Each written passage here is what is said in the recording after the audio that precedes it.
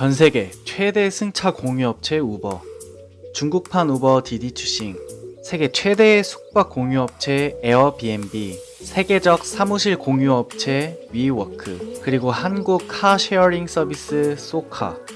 해가 갈수록 공유 경제를 모티브로 한 회사가 증가하고 있고, 공유 업체와 관련한 전망에 대해 사람들의 관심 또한 많아지고 있습니다. 내가 자동차를 직접 소유하지 않아도 우버를 통해 다른 사람의 자동차를 공유해 목적지까지 이동할 수 있고, 내가 가고 싶은 여행지 근처에서 에어비앤비를 통해 다른 사람의 집에서 머무를 수 있으며, 사업을 시작할 때 굳이 사무실 자리를 보러 다니지 않아도 위워크를 통해 이미 시설이 완벽하게 갖추어진 사무실을 편하게 사용할 수 있는 것은 모두 공유업체가 늘어나고 있기 때문에 가능한 일입니다. 그렇다면 여러 공유업체들이 모방하고 있는 공유경제란 어떤 것을 의미할까요? 오늘의 이야기는 시장경제와 선물경제 그 사이 어디쯤에 있는 공유경제에 대해 그 정의와 예시를 통해 자세히 한번 알아보고자 합니다. 4차 산업혁명 시대의 공유경제 책 리뷰 영상입니다.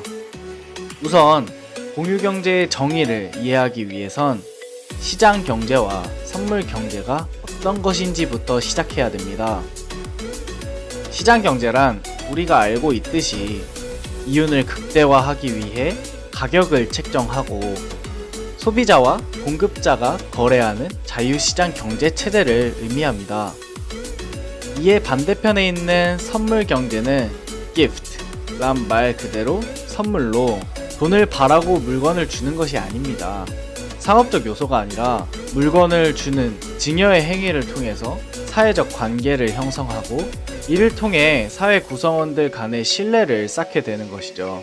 선물 경제에서는 평소 우리가 알고 있는 돈의 역할을 하는 것이 바로 이 사회적 관계, 즉 신뢰입니다. 정리하자면 돈을 주고받아 이윤을 극대화하는 것과 증여를 통해 사회 구성원들 간의 신뢰를 쌓는 행위를 혼합한 형태라고 생각하면 됩니다. 자세한 이해를 돕기 위해 숙박 공유 업체라 불리는 3개의 업체 카우치서핑, 에어비앤비, 원파인스테이를 예시로 들어 설명하도록 하겠습니다. 우선 가장 선물 경제의 형태를 띠고 있는 카우치서핑을 이용하는 방법은 회원 가입 후 회원이 되면 다른 회원의 침실에서 숙박을 할 수 있습니다. 그리고 다른 회원이 자신이 사는 지역에서 숙박하기를 원하면 이들에게 자신의 침실을 내줄 수 있습니다.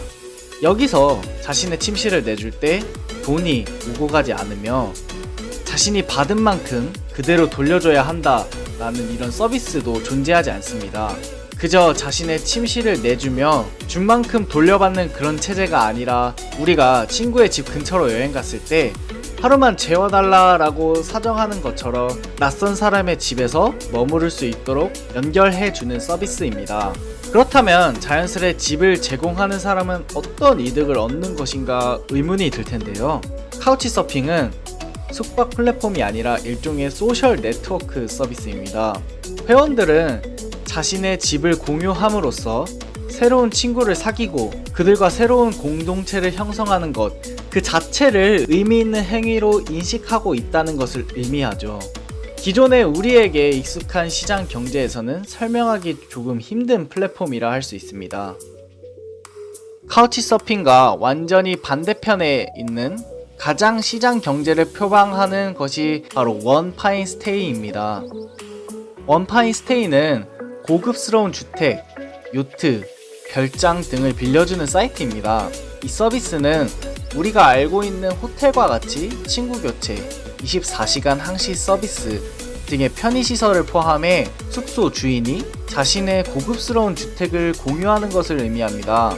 다양한 편의시설과 서비스가 포함되어 있기 때문에 숙소 주인이 숙소를 공유한다는 점에서는 공유 경제에 속하긴 하지만, 다양한 서비스가 플랫폼 수준에서 제공되고 가격 또한 비싸다는 점에서 가장 시장 경제에 가까운 공유 업체라고 볼 수 있습니다.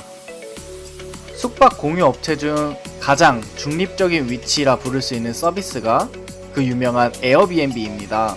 우선 에어비앤비에서는 자신의 집을 다른 사람에게 공유하는 서비스 제공자들에게는 일정 금액의 수수료를 제공합니다. 숙박시설을 이용하려는 사람들도 호텔보다는 저렴하지만 사이트에 제시된 가격을 지불해야 이용 가능하죠. 이런 면에서 에어비앤비는 우리가 알고 있는 시장 경제의 성격을 갖고 있습니다. 하지만 에어비앤비는 여기에 선물 경제의 특성을 포함하고 있습니다.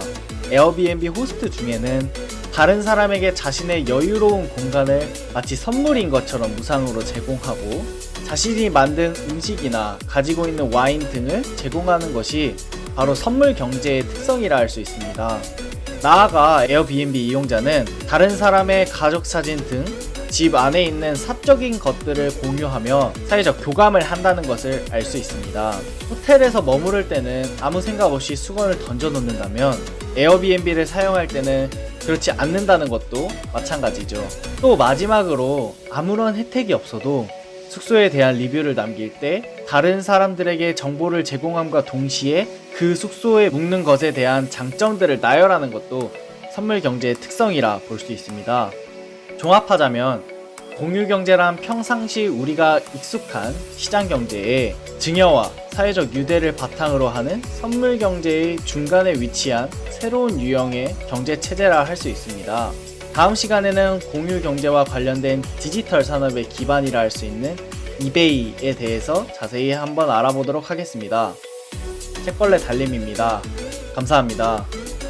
영상이 좋으셨다면 좋아요와 구독 부탁드리겠습니다.